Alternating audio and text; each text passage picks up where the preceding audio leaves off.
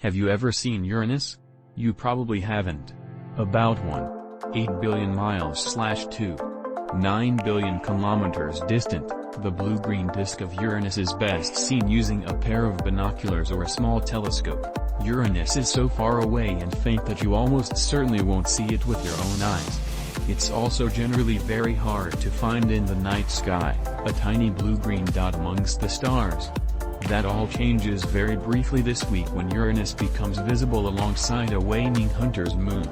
Despite the full moon having been and gone, on Thursday, October 21, 2021, our satellite will still appear to be full and, crucially, it will rise not long after sunset.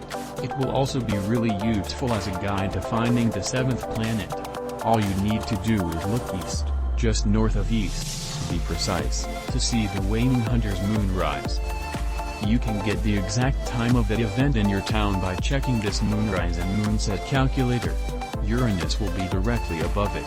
As it gets darker and the moon and Uranus rise higher into the night sky, you may be able to see it with your naked eye.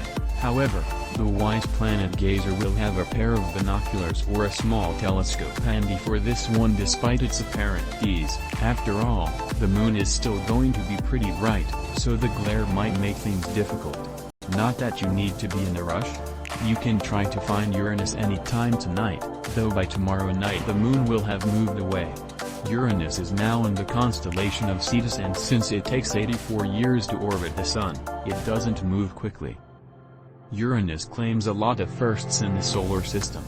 Here are some of them. It's 35 years since NASA's Voyager 2 spacecraft made a close flyby of Uranus, giving us our first and only close-up. Should NASA visit Uranus properly and go into orbit? If it wants to, it had better get moving. A planetary alignment in the 2030s will provide a window to visit Uranus and Neptune after a slingshot around Jupiter. That would vastly shorten the journey. However, the spacecraft would need to leave Earth by the early 2030s to get to Uranus by 2043.